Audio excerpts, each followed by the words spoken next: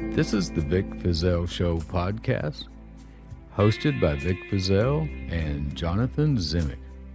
Sponsored by Moroso Wood-Fired Pizzeria and Pinewood Coffee Roasters. This ain't my first rodeo. Vic, it is 2020, and I'm so very happy to see you. Thanks, Jonathan. It's good to see you again. We had a great Christmas day. We had a great Christmas. In spite of the sadness, that we experienced right before, we still had a good Christmas. Little family gathered, and you're part of the family, man. Yes, I'm happy to be in the Fort Fizell. Fort Fizell. Yeah, we're going to be doing some Fort Fizell stuff when we start bringing the assistant DAs over and talking with them. You know, they called us Fort Fizell as a slander. They started. You guys Fort didn't? Fizell. I thought you guys cooked that name up. No, we were called. They're just a fort over there, Fort Fizell. And I go, hey, that sounds good. Let's have some T-shirts made. And we started calling ourselves Fort Fizell. That's so funny. You know, whatever happens, whatever insult, just try to own it. Try to turn it. Well, it's political kung fu. Really? It is. Are you Bruce Lee? No, I'm just me. Well, fair enough. Yeah, I don't get very physical. And kung fu might be the wrong word for it. I don't know all that stuff. It might be taekwondo, but where you take their energy and use it against them. You use their inertia against them. Yeah, and that's what we did by adopting the name Fort Fizell. Well, I like it.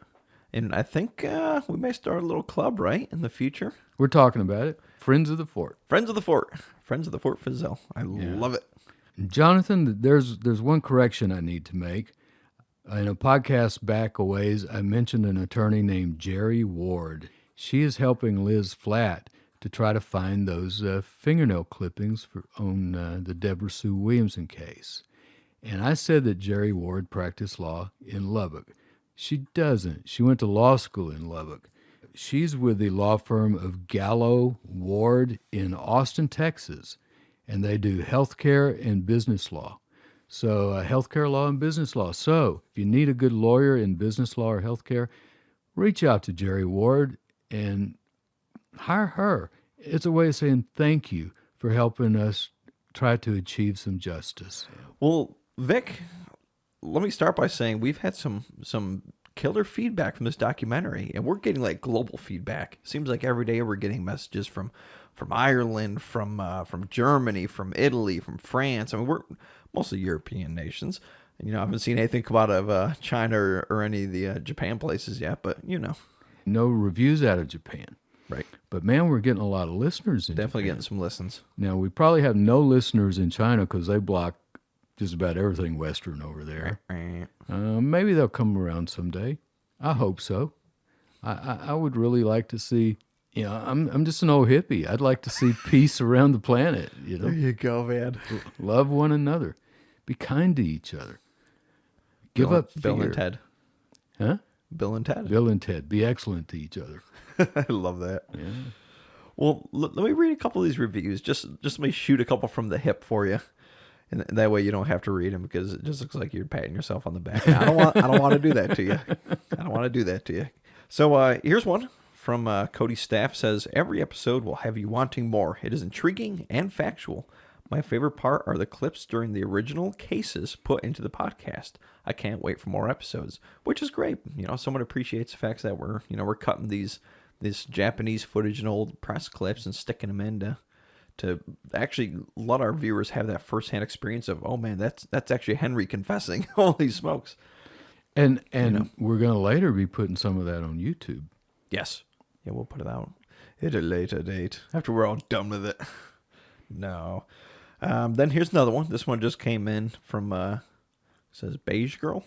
And it says, DA with integrity. Oh, this one's for you, Vic. Learned about you on the Confession Killer and was blown away by the story and the fact that you are one of the only DAs I have heard of with so much integrity. You care more about what's right than your career. Love your podcast and will listen to anything you talk about. Oh. Anything Vic talks about. Right now, Jonathan, I want to give a real big shout out to one of our biggest fans. Her name is Colette Davis. She's listened to every episode we have and can't wait for the next one.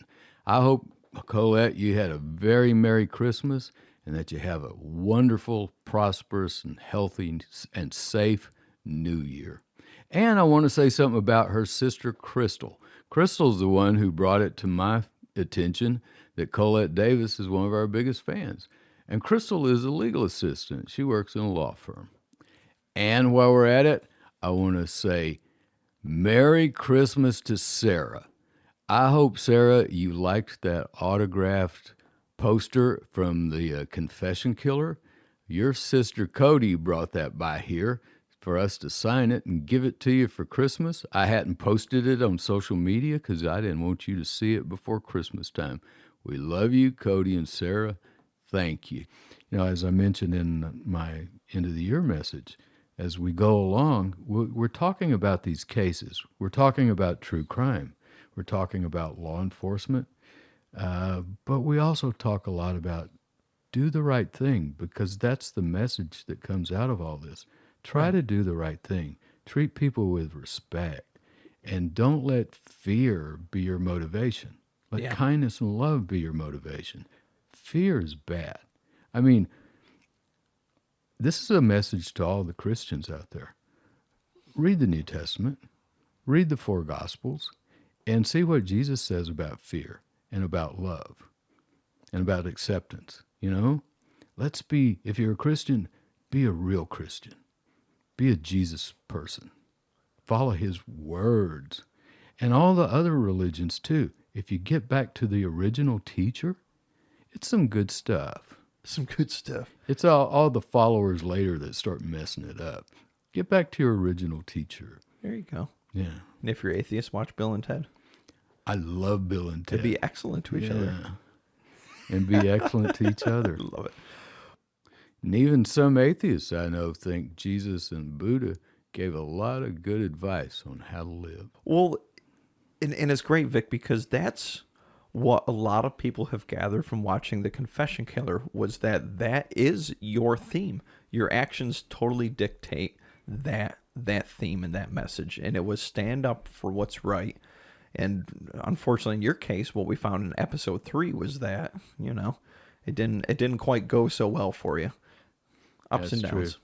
That's true. So let's talk a little bit about episode 3, Vic, because we're getting a lot of people emailing in only having watched up to episode 3, and it's the episode that sticks for most people. Is kind of like this climactic episode, and it all involves you. So let's go into that episode just a little more, because we see a lot of both sides of what happened, and we see a lot of critique on the part of the Rangers specifically of you. In watching it, I see no validity in anything they've said. Well, I got to agree with you, Jonathan. I lived it. And to listen to those guys say that stuff now, it's the same BS they were saying back then. They're talking, you know, Sister Clemmy said on The Confession Killer that the night that we got Henry Lucas away from the task force, Jim Boutwell told her, we're going to make Vic Fazell regret the day he ever heard the name Henry Lee Lucas. It's crazy. Yeah.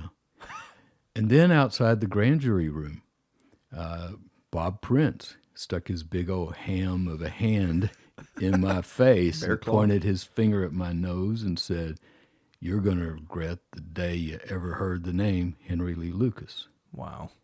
And that's one of the things Jim Adams said to me when I sat in his office. And I asked him to please take this off my hands. Yeah. I'll shut the grand jury down if you will just reopen these cases, look at what's going on in Georgetown, and clean up your own backyard. That's when he glared at me. He says, we're not opening a single Lucas case. He stuck his finger out at me, and he said, but I am investigating you. He was saying, you're going to regret the day you ever heard the name Henry Lee Lucas. Right.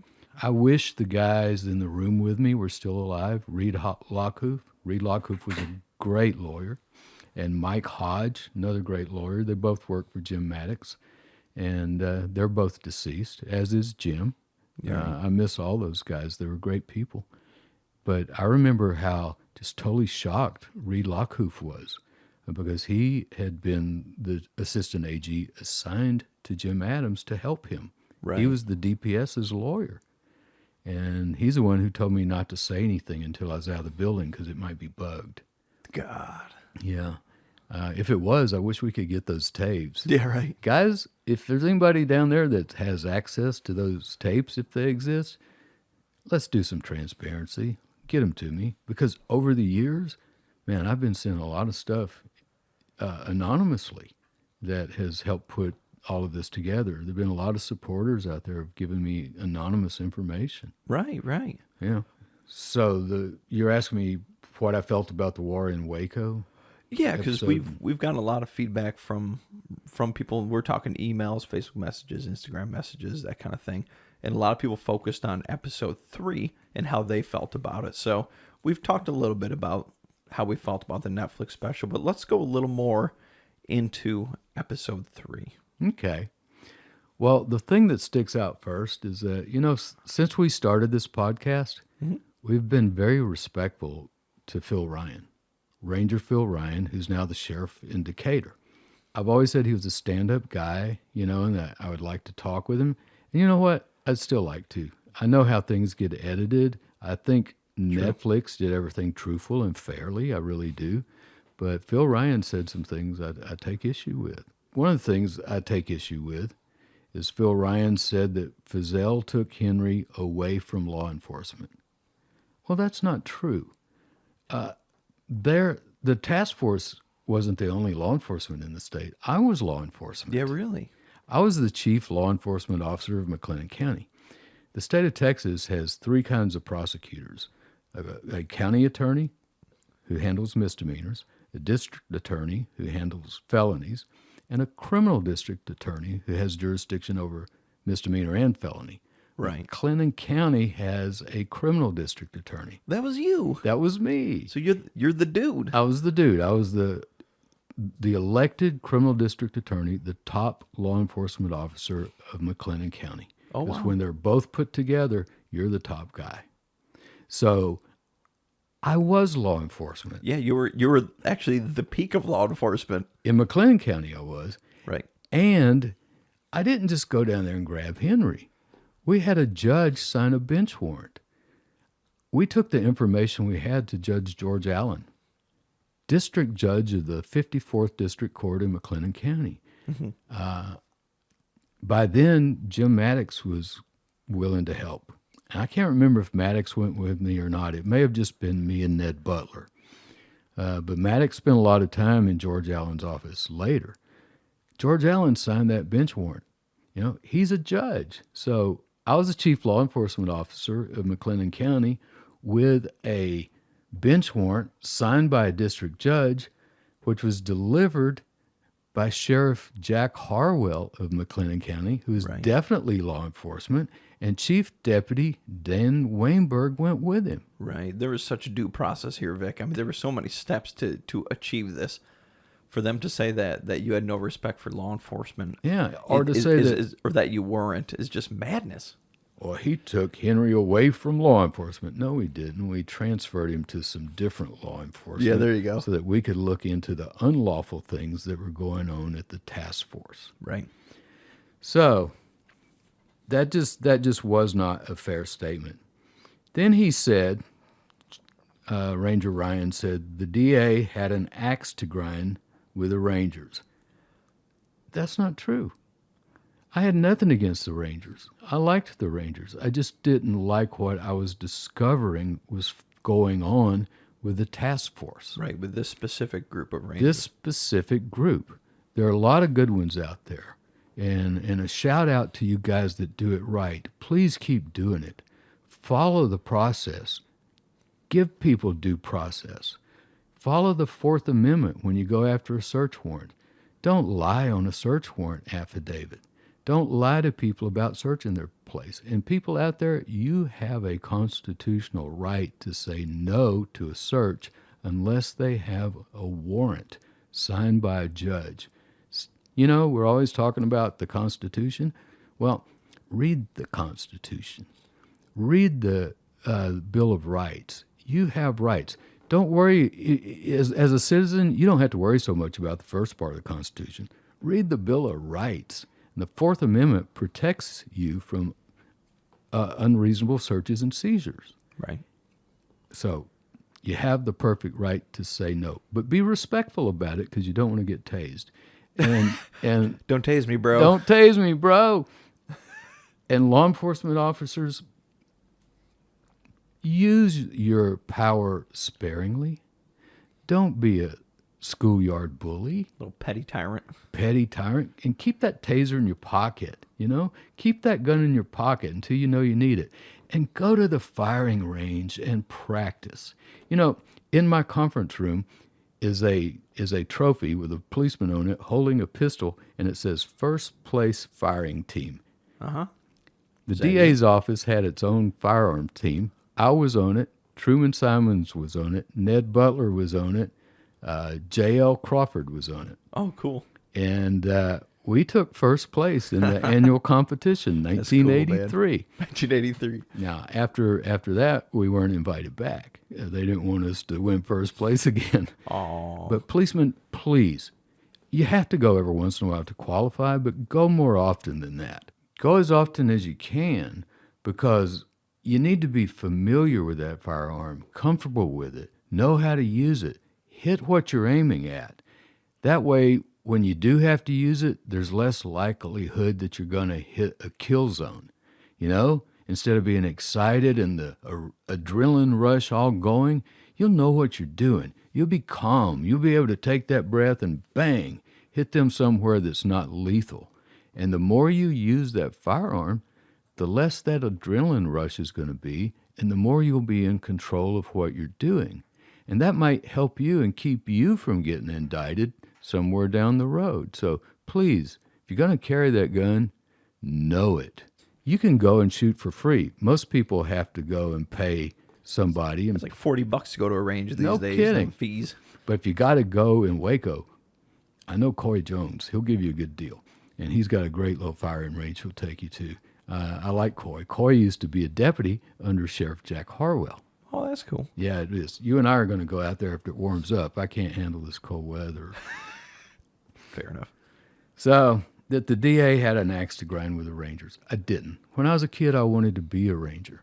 Right. When I was DA, I was allowed to have my badge made however I wanted it. And since I was a top law enforcement officer, I had a badge. Oh, that's cool. I wanted, and this was 1983, I wanted my badge to be the Texas Ranger style. I respected him that much. I'll bring it. We'll take a picture of it. What did that look like? Is it like the circle with the star in the middle? Uh-huh. And it's cut out of a Mexican peso piece. Yeah. Huh. A silver piece. Yeah. Cool. Yeah, it's real good looking. That's how much respect I had. I wanted my badge to look like theirs. But then later I started finding out stuff that I would have been ashamed of if I were a Ranger, about the way some of the guys did in the old past. But here again, keep everything in context. Right. Don't hold a grudge. Let's move forward. Let's give up our past grievances and hates with each other and try to forge a new and better world. Right. I read a great book one time called Bloodlines, From Ethnic Pride to Ethnic Terrorism by Vamik Volkan, Vamik Volkan. He actually signed my copy, and it's a wonderful book. Google it, Bloodlines. It's really good. And it talks about how people are still fighting today over things that happened 1,000 years ago. Oh, yeah. 2000. You killed my saint, I'm going to kill you. It's madness. Madness. Get over it. Put that stuff away. It's evil. It's not what our original teachers want us to be like. Yeah. So anyway. What was one of your sayings? Not my circus, not my monkey? Yeah, Something not like my that. You used to circus, say- not my Our first time monkey. he said that, I'm like, wait, what? You and all your little sayings with animals. Yeah. And MC Yogi, man, I love that guy. Listen to his music. Listening to his music will raise your consciousness. Heaven is here when the mind is clear. He talks about giving up fear, moving into love. And you do that when your mind is clear, when you set aside all these little grievances, pray, meditate, and look behind the curtain. I got an email today from a lawyer who told me, I'm not going to watch The Confession Killer because it would make me nauseated because it shows Vic Fizell as being persecuted by law enforcement. Yeah. And that's a guy that just doesn't like me, and I understand why. I beat him in some trials, but Yeah. but it seems like a lawyer would want to look at the evidence, and basically what he's saying is my mind is made up. Don't confuse me with the evidence. Well, that's willful ignorance, Vic. It's knowing better but not trying to do anything to solve it. That's dangerous, man. That's And for dangerous. someone to say that to you, and if they handle criminal defense, I wouldn't want that guy as my as my lawyer. Someone who's know. going to be ignorant about things of that nature. I know. Come on. I wrote him back. I said, I figured you would feel that way, and it's okay. There you go. It's okay. That's your personal business. That's not me. Yeah. So Wow. Well, that's God only, bless him, and I don't mean that in a sarcastic way. I really hope God blesses him. that's the only hater I've heard of yet. Because frankly, all I've seen is just incredibly positive stuff. A lot of people supporting you, Vic. Like I was saying, we get emails all day, every day, even phone calls and just every kind of message that could come through, short of a smoke signal, just saying, we love Vic. Thank you for what you did, and I'm so grateful. supporting you. I'm so grateful to God. I'm so grateful to Taki Odom and Robert Kenner and Netflix for doing this, because even though I was found not guilty, even though I took the burden of proof on myself and won the Below verdict, proving everything that was said against me was false and done with malice. Even after that, even after getting in the Guinness Book for that verdict, and once again, I want to say the IRS took every penny of that money away from me. Yeah. They changed the law, made it retroactive, 5 years just to scoop me up in it. I know who was behind it. It was part of the deep state, part of what Colonel Jim Adams was doing to get even with me, and that's okay. I've got on my knees one night and cried and called every one of them by name and forgave them. Because I forgave them not for them, but for me. I didn't want to carry that baggage. Yeah, that's a lot of baggage, Vic. So I've had people call me a crook for 30 years in spite of all of that. Yeah. And I'm so grateful to Netflix for helping the world to see the truth. Not many people knew about it except folks around Central Texas. Well, I nearly moved out of state one time because of it. But I didn't want to have to take another bar exam. And there you go. I was having There to you work because the government took my money away. Well, and to attest to what you just said too, Vic, we had a speaking engagement just a couple weeks ago that we both went to, and there was actually a woman in the audience who said, she obviously was here her life, and when she heard the name Vic Fizell, she associated it with crook, with being a liar. Yeah. And it wasn't until she saw this documentary recently that she's just like, oh my God. She went 30 years thinking something that was totally false about you. But, she was vocal about it in this engagement about how bad she felt for carrying that little tradition on. But, thank goodness these things come around, and even the hearts and minds of Waco is finally starting to come around. She came up to me afterwards and hugged me and apologized. She had tears in her eyes. It made me all teary-eyed. Oh, wow. And I told her it's okay. It's okay. It was such a sweet thing. Yeah. That was a great crowd. That was Good crowd. Waco Wine and True Crime Book Club. Yeah. They were fun. In January, sometime this month, we're going to be in California. Yes, we are. We're going to be giving a speech to a lot of people out in California. I understand it's a sold-out auditorium. Boom. I don't know how big And by the the way, auditorium. I mean you are giving that. I'm just gonna take some pictures, a little video. Yeah, it'll be Mingle. nice.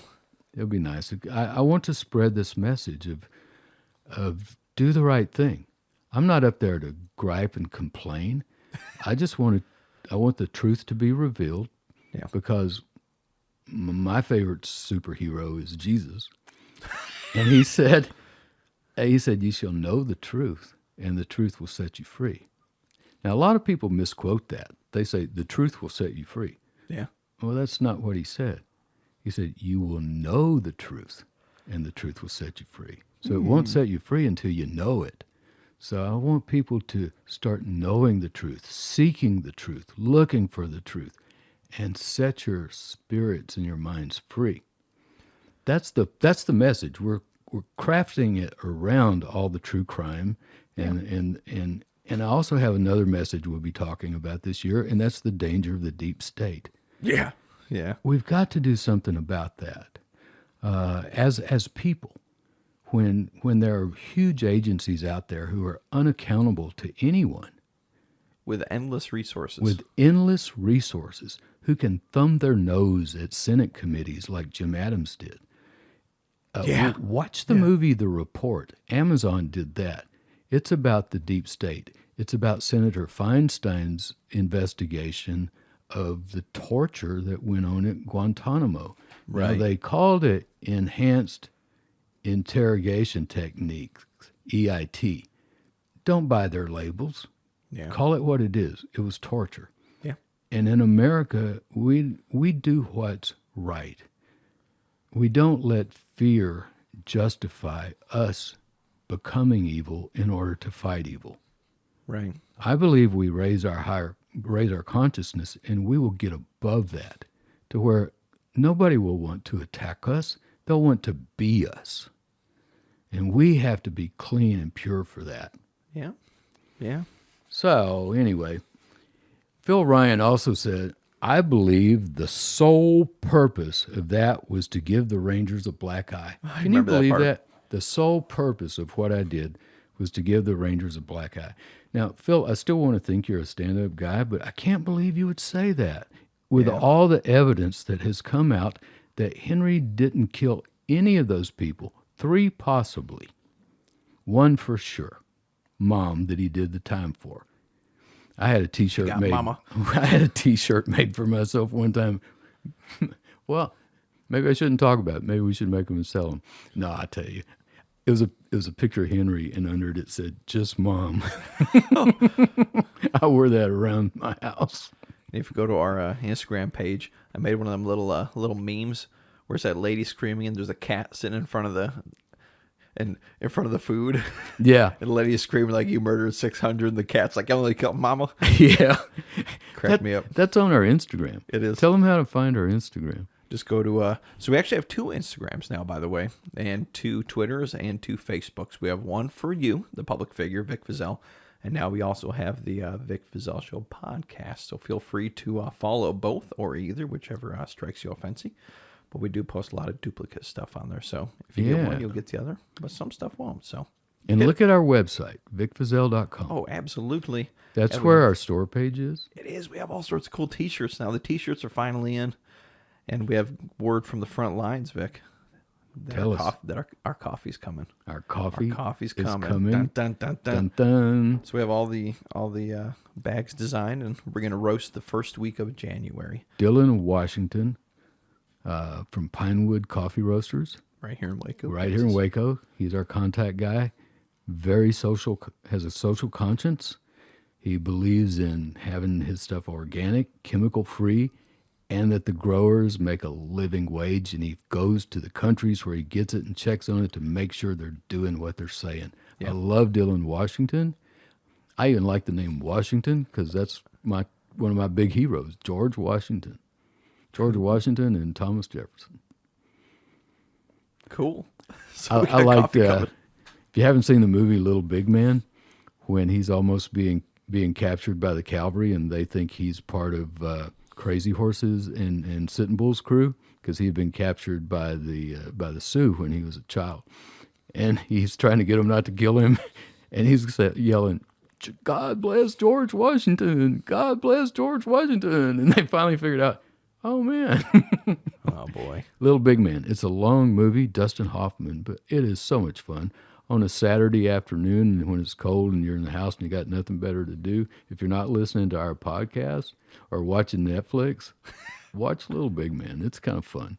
A lot of stars in it. A lot of stars with cameos. When was this made? Like the 80s or 90s or? Yeah, they already had talkies. I know that. And it's in color. Oh, God. I've seen it 8 or 10 times. I love it. But yeah, the sole purpose was to give the Rangers a black eye. That's just not true, Phil. We were looking for the truth. Yeah, there you go. We were looking for the truth. Don't you care about the families whose loved ones were murdered and they don't know who did it? And we've got these people in Georgetown telling them it's Henry Lucas and it wasn't? Don't you realize, Phil, that if I had not done what I did, that nothing would have ever happened? That all of those cases would have been closed cases, not cold cases. Rita Salazar was solved later because it was a cold case. If it had been a closed case, it would have never been looked at. Right. If Hugh Ainsworth had not written his article and been willing to work with my grand jury, and thank you, Hugh Ainsworth, he waited until we got Henry away from the Texas Rangers before he published the article. Yeah. We got Henry away one day. That article came out the next day. The Dallas Times Herald held it so that our grand jury could get Lucas, because we knew if that article came out, they wouldn't give him to us. We had been fighting it through the courts for months, and they'd have had Henry confessing every day to another crime. Well, probably multiple crimes a day. Yeah. They had them stacked up. So thank you, Hugh Ainsworth, for doing that and providing that information, and for climbing up that fire escape so you could get into the grand jury room without the media seeing you. Yeah, Hugh's one of my heroes too. Thank you, Hugh. They went after Hugh in the documentary too, in The Confession Killer. What did they say about him? They said something like, he had an axe to grind too, or something, right? They said he was against law enforcement. Is that what it was? He was against law enforcement. Anybody who spoke out for anything about the truth on this, they labeled us against law enforcement. This is crazy. Yeah, we weren't against law enforcement. We were in favor of good law enforcement. You cannot hide behind that mask and do evil acts and think just because I have a badge, I can get away with it. Yeah. When I stood on the courthouse steps during my not guilty speech, I said, as long as I was going after the crooks that didn't wear badges, I was everybody's hero. That's right. And the minute I started looking off at the task force, then suddenly his sole purpose was to give the Rangers a black eye. This is stupid. Not so. He had an axe to grind. Not so. This is stupid. It wasn't fair. I don't think they're stupid. I think they're smarter than this. I just think they're being unfair and in a way dishonest. I'm not. Well, I think the calling documentary showed an incredible level of dishonesty, Vic. I think calling them stupid is being too kind. I think they knew what they were doing. Darker forces at play here. There really was, and they wouldn't have been able to do what they did to me or to Hugh. Remember, Hugh's house was burglarized. Oh yeah, someone busted in and stole all of his Lucas tapes. So, thank God he didn't have them all in the same place. They only found some of them. Right. Yeah. His house was burglarized. False evidence was planted in my house that we proved during the trial was false evidence that had been planted by Greg Rampton. Yeah, that FBI agent? The same FBI agent who rearranged evidence at Ruby Ridge before taking the photographs. Right. Jerry Spence in that trial, great trial lawyer Jerry Spence, cross-examined that man and got that out in trial. Wild. Isn't that amazing? That is amazing. Yeah. So that's the kind of people we were dealing with. And Jim Adams, who was part of the deep state. He was part absolutely. Of it. He admitted to the Senate hearing that he had millions of files on American citizens. That's why they were afraid to do anything about it. Oh, they gave him a slap on the wrist, but they didn't do anything about it. Yeah. And then suddenly, because he grew up in Texas and because he was friends with the new Texas governor, the first Republican since Reconstruction, his name was Bill Clemens. He appointed him. And then suddenly, and he was the only one who had ever headed the DPS, the state police, who hadn't come up through the ranks. And he says, I came in, Mike Cox on the Confession Killer said, well, Colonel Jim, and Mike Cox was the hack for the DPS. He was such a hack, he was let go at the Austin Statesman because he was so biased in favor of Jim Adams. I wonder what they had on him. you Yeah, know? really. Yeah. Oh, So Mike Cox is bragging on Jim Adams about how he spoke fluent Japanese and all this kind of stuff, and how he was going to he was there to modernize the state police. When I hear that word in that context, I know they're bringing in cloak and dagger tactics. Oh, absolutely. That's what he just came from. That's what he had just come from. It's what he knew well. He knew it very well. He had been brought up by J. Edgar Hoover, taught by J. Edgar Hoover. Just the best.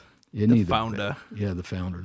The one that Lyndon Johnson, the only man in the world Lyndon Johnson was afraid of, J. Edgar Hoover. So he says, and then Prince, oh, this really got me. Partway through it, Ranger Prince. And as far as I'm concerned, this is a confession. This is a confession that they felt fine about locking me up in prison, even though I had not done anything. Ranger Prince said Fizell was stating that he was looking into the unethical conduct of the task force. Man, that's when they went crazy on me. He said, Fizell was saying that we were intentionally feeding Lucas information. Well, I never said that publicly. I didn't.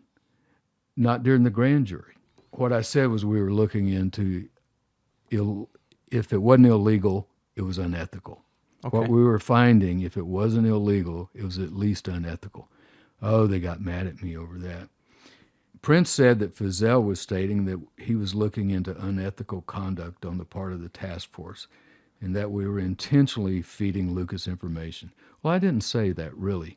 What I said was what we were seeing was possibly illegal, and if not illegal, at least unethical. Now, I still think if the plug had not been pulled on our grand jury, Bob Prince would have been looking at an indictment. I think that. Now, I don't know that. The grand jury never got to deliberate. The axe was put to the root, and we had to disband the grand jury. Right. Yeah. Right, because the judge wouldn't extend it, right? He wouldn't extend it because he saw what was happening to me, and he didn't want that to happen to him. Right. Jim Maddox went in and basically begged him to give us a little more time, and he wouldn't do it. God. But by then, Charles Duncan was already in town running his smear campaign. Yeah, so he was already, the judge was already getting, he knew what was coming. Right. He knew what was coming. Started. I mean, there was nothing to do. And I was basically the sacrificial lamb in all of this. But here's the question, though, when you're talking about that, Vic. So knowing now what we know, and that's already 22 cases have been overturned by DNA evidence that Lucas confessed to. So we know that Prince and Boutwell were lying. 100%. We know that they were 100% acting unethically. Yeah. And so how is it, Vic, that nothing ever transpired against them? Knowing now how crazy and corrupt it was, how did nothing happen to them criminally? Well, the public knows now how crazy and corrupt it was. Right. But back then, they were saying Vic Fizell was a crook, that none of this was true, that Henry really killed all these people. We're going to play some video later, maybe this month or later in the year, of Jim Adams standing up and saying, we know he killed at least 100. We know that. Yeah. Well, no, Jim Adams, he didn't. And he's saying Vic Fizell has run his office as a criminal enterprise. Yeah, the manner of a criminal enterprise. What? As a matter of fact, let's listen to that clip. He's operated his office in the manner of a criminal enterprise. He's violated his trust. So, Bob Prince said this, I think that puts Fizell on the same level, in my view, as a lot of people I put in the penitentiary for crimes. So he's still sticking to the fact that you're a criminal then. He said that on Netflix. Not that I'm a criminal, but in his mind, I should be in the penitentiary because I criticized the Rangers. Isn't that crazy? Isn't that crazy? Those are the actions and the words of someone who knows they did something very wrong, and they're doing anything they can to put it off onto somebody else. And that was totally the sentiment of the Rangers too, not just him. And we have this clip of Jim Boutwell even attesting to that on the courthouse steps here. Listen to this. How did some of the Rangers characterize their feelings toward Fizell? And your response was? Well, I think fairly much the same way I did. He had interfered with what was an ongoing nationwide investigation. I didn't like it then. I don't like it now. But as far as retaliation, that's a bunch of bull. How had he interfered? What did he do to hamstring what you and the others had tried to do? Well, he removed Lucas from our custody and got him up there, and Lucas turned around. It was just that simple. Yeah, we were interviewed by Rebecca Sebastian with the Dialogue podcast, spelled D-I-E, Yeah. a log. It's a true crime podcast. I told her, I said, when you're wrong, the best thing to do is go puppy belly up. Just apologize, admit you're wrong, wag your tail, and pee all over yourself, you know? People appreciate that. You know, if you're wrong, be sincere about it and admit it, and people will forgive you. He's saying that in his mind, I'm as bad as people he sent to prison. That's just crazy. And that's the mindset that justified for them what they were doing to me. They wanted to lock me up for 80 years, even though I had not committed a crime, just because I had criticized what they were doing. Those are deep state tactics. What they did to me, what they did to other lawyers in this county, was the equivalent of political waterboarding. I mean, Jan Patterson, the assistant U.S. attorney that ran this frame job against me and ran the frame job against the other criminal defense lawyers in town, Yeah. she was in the meeting that Sister Clemmy calls the big brass meeting, the very night we took Henry away from the task force. Right. It is funny because we even have a clip of Jim Boutwell, denying that they even concocted any plan against you during that meeting. Here, check out this clip. According to the question, did Jan Patterson never say anything to you about getting back at Fazell? No, never. No. No, I know of no retaliation, whatever. But here's what Texas Attorney General Jim Maddox had to say about it. Fazell says the DPS and FBI then jointly retaliated against him. Texas Attorney General Jim Maddox assisted Fazell and agrees. The initial investigation into Vic Fazell was of a retaliatory nature. Jan Patterson was there. Why was the U.S. attorney in that meeting with the DPS and with the Rangers? Why was the U.S. attorney there? Yeah. Because who would have had the power to bring in the FBI and the U.S. attorney? Even all their little buddies? A gentleman by the name of Jim Adams? Yes, sir. Yes, sir. Yeah, it was him, all right. Yeah. And it all points to that. But to answer your question, nobody wanted to believe that the Rangers were wrong.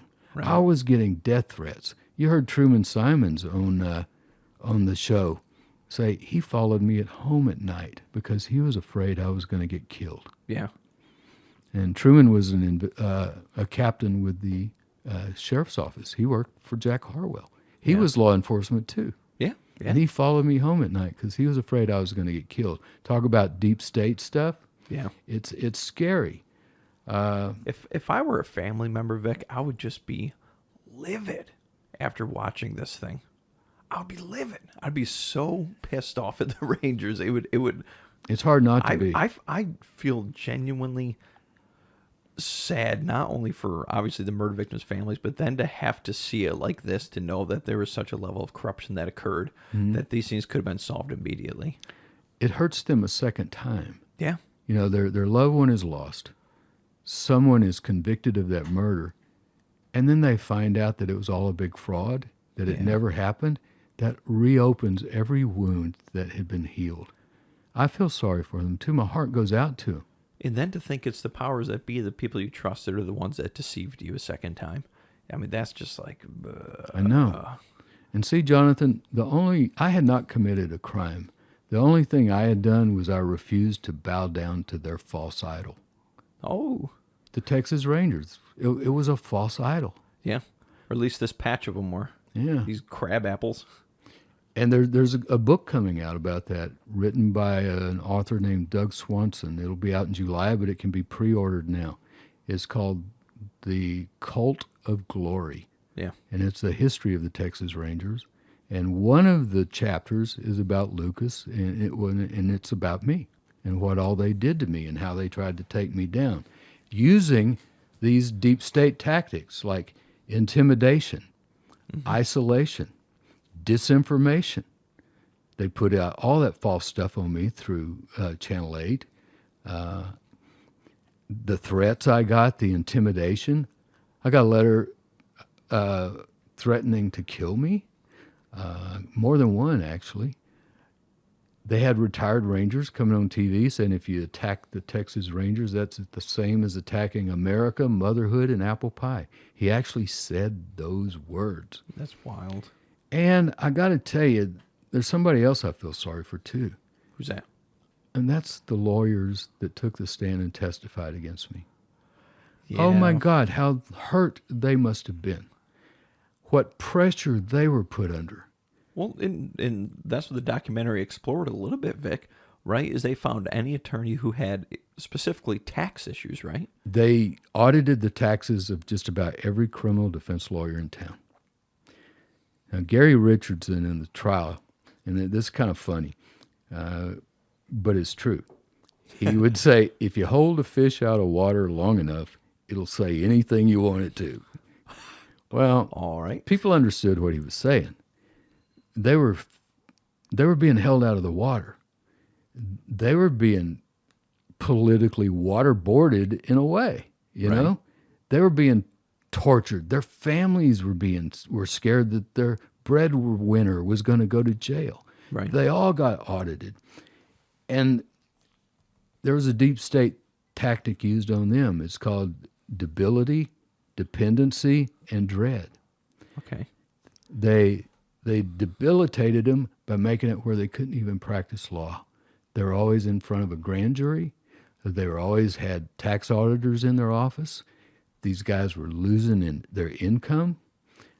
And then the dependency. Well, we'll help you.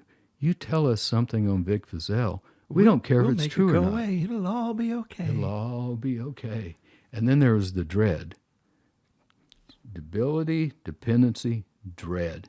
The dread was that they never put any of it in writing for these lawyers.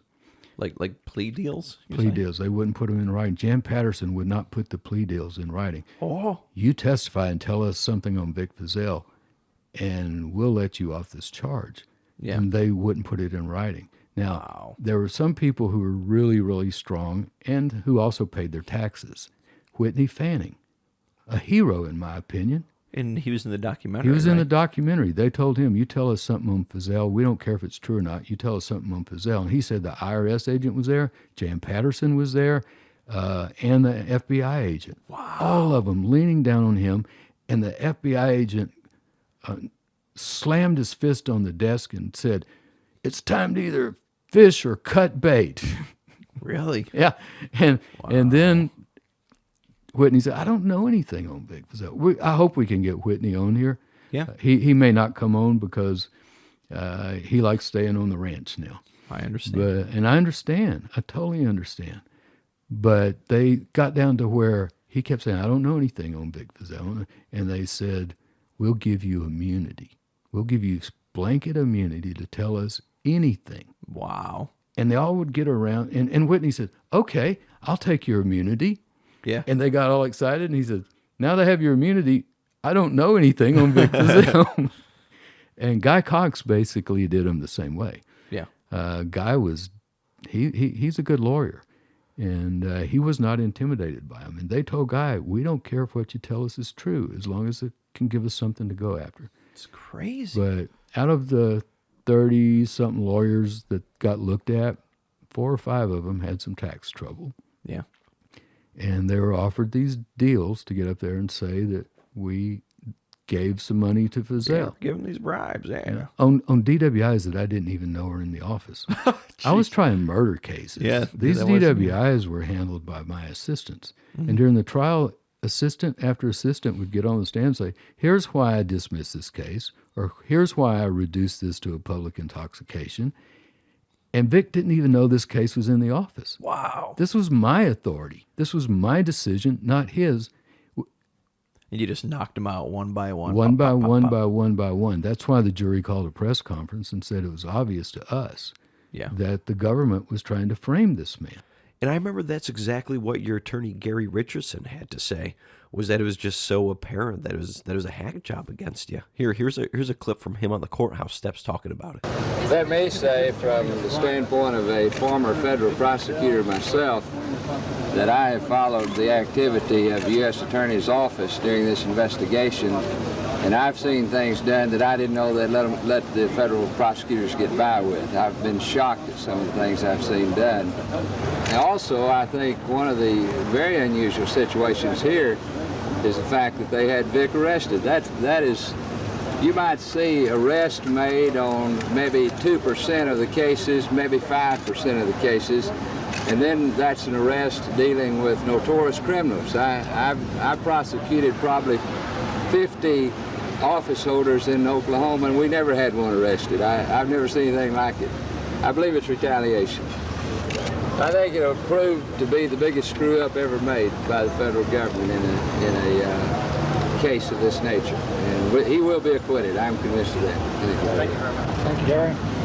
You know, you shot a number out at one point as to how much you believe the government invested in this attempted framing. How much do you think they actually spent between all of the FBI agents, the time, the trials? What do you think? I don't remember who the reporter was, but we had been getting all this information when I sued Belo. Okay. Because when I was under the criminal indictment, we got no discovery. We couldn't find out anything. Right. We weren't shown the reports. We got nothing. Right. But then when we went after Belo, that's when I started getting stuff. That's when I could get the grand jury transcripts. That's when I found out the grand jury that indicted me had only seen the Duncan videos, and they had been sponsored by Ron Boyder. Ron Boyder. Yeah. You know, the guy who started it all. The guy who met with Duncan in the Ramada Inn. Right. So. And isn't that considered a Brady violation, Vic? Well, we didn't provide you the documentation you needed to properly defend yourself. Well, all they got even though you already won and everything, but you know. They said it wasn't exculpatory. It wasn't exculpatory. We did have Brady back then, but we've got a stronger law now called the Michael Morton Act. Right. Because of what Ken Anderson, who prosecuted Henry for Orange Sox, what he did to Michael Morton, withholding evidence, lying to the jury. And I just got to say, the guys that testified against me, I got on my knees and I called their names one night, praying and forgiving each and every one of them. Yeah. Not for them, but so that I wouldn't have to carry that baggage. And I feel their pain. I really do. And I'm sorry for what you were put through. I'm sorry about how your arms were twisted behind your back, you know. And they kept telling him, if it weren't for Fizell, you wouldn't be in this mess. Yeah. So, you know, I was the tipping point, you know. Yeah. And one thing I find funny too about this whole documentary, Vic, was, and I think you and I have talked about it before, but how you were the one DA that stood up. Other DAs we know knew that Lucas hadn't done their cases, like this woman up in Dallas, for example, the one who gave the test case, although she wasn't a district attorney, but you know, all these people who did come down and knew better, but they just went back home. They just went back home. That was it. You discovered it and went right to Jim Maddox and said, yo, man, there's something way bigger going on. You had Hugh, you know, luckily you had Hugh to help, you know, line up the dates and all that. But thanks to Carlton Stowers, yeah. Right, but everybody else just popped up and said, damn, this isn't really true. And then just went back to business as usual versus you're like, nope, this stops here. Yeah, she got a lot of camera time because she presented a false report to Henry. Yeah, for that, and he confessed to it. But then she goes back to the Dallas PD and says to her supervisors and everybody there, let's not take any Lucas cases. Right. But she was not willing to cross that thin blue line. She was not willing to, quote, what they accuse me of, violate the law enforcement brotherhood. Yeah. Well, you know what? We should all be doing what's right. All of us. Yeah. And so, and I understand why she didn't go public with it. You know, I understand, because then they'd have been prosecuting her or her children, right? You know, or somebody she loves, or killing her cat. You know, like they killed my dog. Right. You know, I understand why they didn't do it. And I said one time, well, I just don't have any fear. But You know, Jonathan, that's not really true. The truth They got afraid? the truth is I have more faith than fear. There you go. I have fear, but I had more faith than fear. Yeah. I believe that when David walked out onto the field with Goliath, Mm-hmm. I believe he had fear, but he had more faith than he had fear. Kenneth Hagin Sr., not Kenneth Hagin Jr., but Kenneth Hagin Sr., I respected him a lot. He was a great minister. He wrote a lot of sweet little books, and he had a phrase, when faith comes in the front door, fear runs out the back. But when fear comes in the front door, faith runs out the back.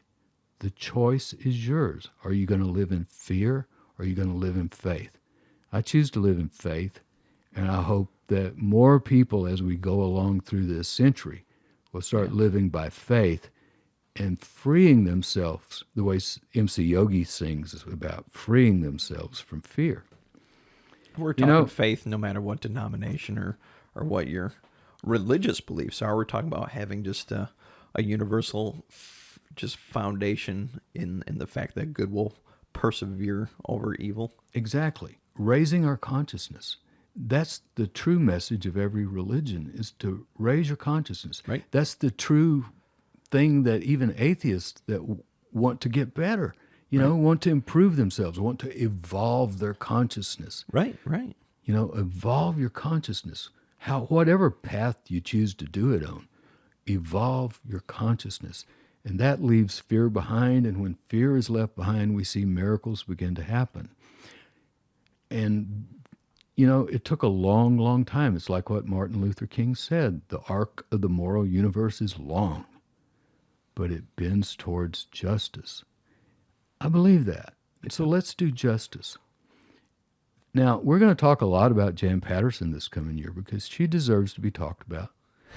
And not because I want to get even, but just because these kind of deep state conspiratorial tactics should not be allowed. Yeah. Jan Patterson was the one who sicked the IRS on all these lawyers. She was in the room with Whitney and with Guy when they were threatened, and with all the other lawyers when they were threatened. Yeah. And the lawyers that made the deal after the debility, the dependency, and then the dread was because their deal was not in writing. Yeah. And then when I was found not guilty, she wouldn't live up to the deal. Of course. She wouldn't.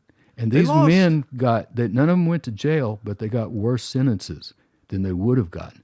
One of the men, and I used to get stuff anonymously, just help in the mail, or people calling me and telling me things.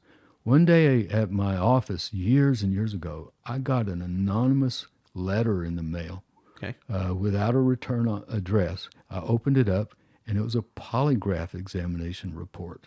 Really? Yes, by one of these lawyers.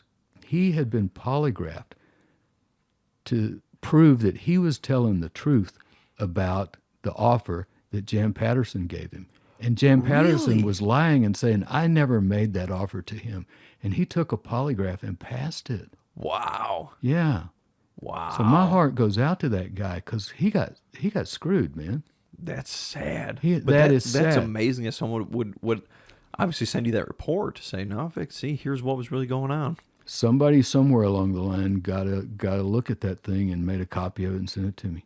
Wow. And you know what, Jonathan? This may be the first time I've ever mentioned it, but we have it. It's digitized. It's filed around the world with all of our other stuff, In the clouds. In the clouds. Sky and in the... hidden with the crystal skulls. There you go. At holy sites around the world. My heart goes out to all those guys. Yeah. Yeah, they just screwed agree with you. They screwed with the criminal justice system in this whole county. They messed with everybody. They kept these men from being able to make a living. They messed with their families. They kept them in fear all the time. They made them report to them all the time. There was one report in the FBI records I got where one of the lawyers saw me and John Ben Sutter at McDonald's having breakfast. And there was a note in there, so-and-so called in and reported that he saw Vic Fazell and John Ben Sutter in McDonald's having breakfast. Like, what? But it's interesting, Vic, to hear the stories like this, because when you watch the documentary as a whole, you don't get to see just how much energy and people and places and things were displaced by this. This went on for a couple years. But the actual ripple effect of it is just enormous when you really get down to the amount they spent, the amount of people this affected. You know, it's pretty crazy. Yeah. And you asked me a while ago how much they spent. Yeah. With my records, this reporter figured out they had spent around $2 million. Wow, man. And those are $2 million 1985, 86, $87. Yeah. Which is a lot more now. It's a lot more now. Yeah. But that's wild that they went to that degree. Mm-hmm. Wow. Yeah. But they got all their money back because they took it out of my pocket later. Yeah, they got it back later. Cover that. The documentary showed my arrest video where I put my thumbs up and say, you know what's going on here, and I'll still be proven right. Yeah. And we have played that video before, but they also played the video when they brought me back out of the courthouse, back out of my office, and they were putting me in the back seat of an FBI car. The guy had his hand on top of my head, putting me down in there, and a reporter shouted out, "Vic, where are they taking you?" And I said, "I have no idea." Where are you going, Austin? I have no idea. Please sit right in the center. I have no idea. Where did they take you, by the way? They took me over to the federal courthouse in their holding room. Gotcha. And they fingerprinted me from my elbow to the tips of my fingers, the sides of my arms, my wrist, everything. And then they picked up my wife and brought her in and did the same thing to her. Weird. Yeah. Yeah. They fingerprinted me. They put me in a room. And that's when I started my hunger strike, which only lasted. You started the hunger strike I in did. there? They gave me one phone call, and I called my wife, and I said, whatever you do, do not let anybody post bail. I have done nothing wrong. I don't even have a passport. Yeah. And I've started a hunger strike. And if they put me in prison, if they put me in jail, I will stay on this hunger strike. Yeah. Because I was already reading Gandhi, you know. I read the New Testament, and I was willing to, if I had to, just sit in jail and starve myself to death. They'd have to put me in a hospital and tube feed me. Yeah. And they knew by then that I would do what I said. Yeah.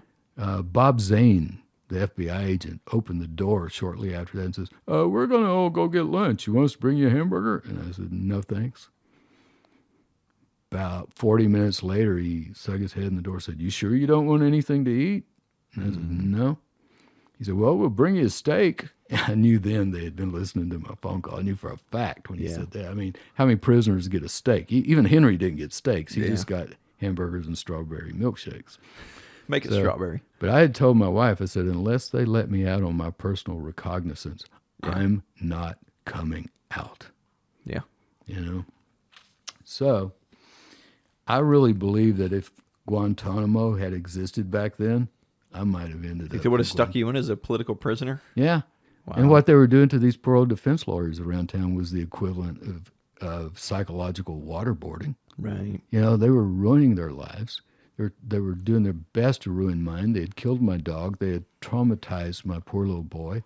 Yeah. And we're going to talk about more on that through this month and put in quotes from my ex-wife, Bernie. Yeah. Because, you know, she was there in the room. She saw what was happening.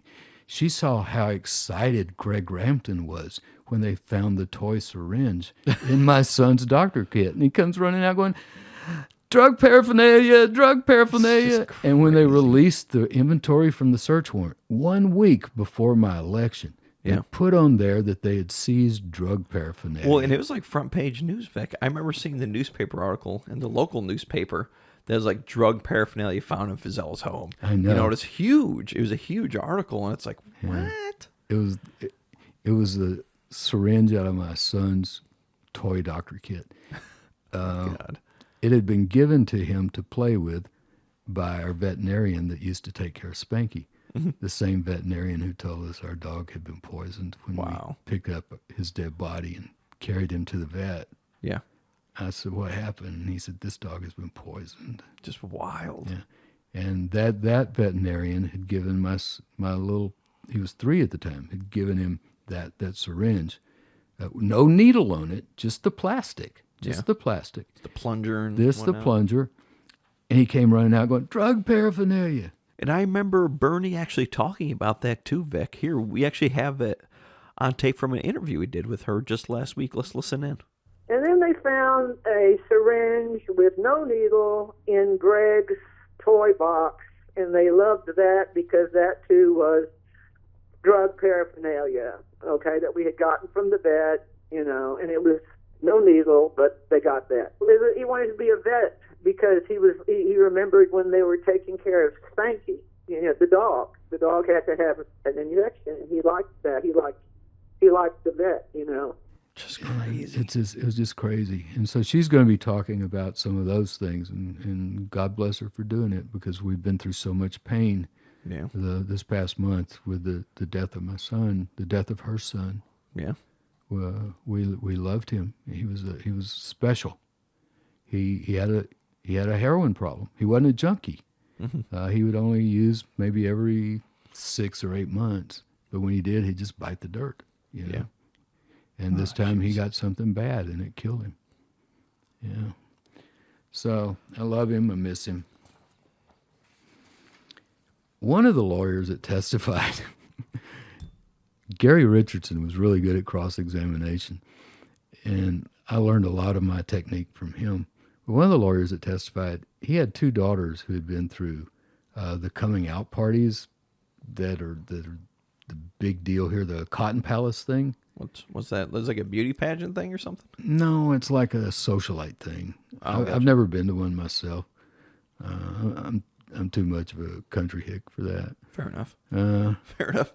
And he was a member of the country club, and he drove a fancy car, and he played golf all the time, and he took expensive vacations. And Gary brought all this out in cross-examination. Okay. But we had found out from somebody through a circuitous way, and Gary said, and you only reported $4,000 income on your taxes last year, didn't you? And he goes, yeah. And I got to say, too, none of these guys were really great witnesses for the government because they were being forced to testify. Well, and they're being forced to basically in what they were to say on the stand. I mean, do you think they went through pretty decent coaching before they hit the stand? Any prosecutor will coach their witnesses some, right? But Jan Patterson, and I got to say, I feel sorry for Jack Frales, too, the guy who prosecuted me, because he inherited a case maybe 2 months out that he didn't know how it had been investigated. Right. He didn't know what all Jan Patterson had done. He didn't know how these men had been threatened and intimidated. Right. He was just given a list of names and said, yeah, these are all people who gave bribes to Fazell. Great, I got a case. Let's prosecute it. And he got some bad surprises from some of these guys because a couple of them didn't answer exactly the way that he wanted. That they're supposed to. Like the false evidence that was found in my bedroom. Right. It was a list of numbers and dates, supposedly bribes paid to them, that was laying right out on my desk in my bedroom. Oh, my God. If I knew they were looking at me. I knew they were trying to frame me. Would I have left something like that, if it was real, laying out on my desk in my bedroom? Yeah. No. Greg Rampton went in my bedroom. My wife saw him go in there. And then he came out. And then he took the youngest agent there, a female, and sent her into the room. And then she called him in and said, look what I found, look what I found. Well, Greg Rampton put that there, just like he put the stuff at Ruby Ridge. Right. And when this was shown to the defendant on the stand, they asked him, when was the last time you saw this note? And he was supposed to say, when I gave it to Vic Fazell. Right. He said, when you had me write it in the grand jury room. Isn't that amazing? No, not when you had me write. When they had me write it in the grand jury room. Wow, dude. Yeah. Wow. So he burned them with that. Yeah. Yeah, Gary Richardson, boy, he took that and I bet he did. Stuck it up him. Yeah. Wow. So, anyway, my heart goes out to all these guys. I don't have any hard feelings against anyone. Not even the lawyer who wrote me that little email today saying, I'm not going to watch that thing. It will nauseate me. And the truth is, Vic, the past is the past. But at the same time, what this documentary has opened up is people's eyes to the fact that there is an issue. It's starting to be solved, but it needs to continue to be solved by these law enforcement agencies reopening the cases if possible. I understand evidence may be gone now. We get it. But, you know, these people are owed the respect of having these cases solved if possible. Yeah, that's true. That's true. You know, all the things that were done that were illegal. Mm-hmm. Now, I want everybody to watch The Confession Killer if you hadn't seen it. But when you're through with that, go to Amazon and watch The Report about the Feinstein's investigation of the Guantanamo torture. Right. You know, because you'll see the very kind of techniques going on there. And I think we have to present what we've got, just like she wanted to find out the truth. Yeah. What was going on in Guantanamo. She wanted to know the truth so that we as a country would not let it happen again. Yeah. Well, we want to put the truth out here so that law enforcement officers don't think they're above the law. Yeah. Because many of them do. You don't violate the law enforcement brotherhood. That means if I break the law, you don't tell on me. Do you remember that movie Judge Dredd? Where his line is Sylvester Stallone said, "I can't break the law, I am the law." No. Remember that? That's Bobby Prince's attitude. That's Jim Adams' attitude. That was Boutwell's attitude. And I'm afraid that's Phil Ryan's attitude. Yeah. This is what I'd like to leave everybody with, is what will prevent these kind of black tactics from being used against American citizens, against all of us? What's to prevent these kinds of dark tactics from being used against you if you piss somebody off? Right. You make the wrong people mad, it can be used against you. Let's change it, people. Let's have a good world. Thank you for listening to the Vic Fizell Show podcast. We're a primary source podcast. We talk about people we've known, things we've experienced. We're a primary source podcast. For more information, visit vicfizell.com. Leave us a comment or a review. Subscribe to our YouTube, Instagram, and Facebook pages. And thank you for listening. Share us with your friends.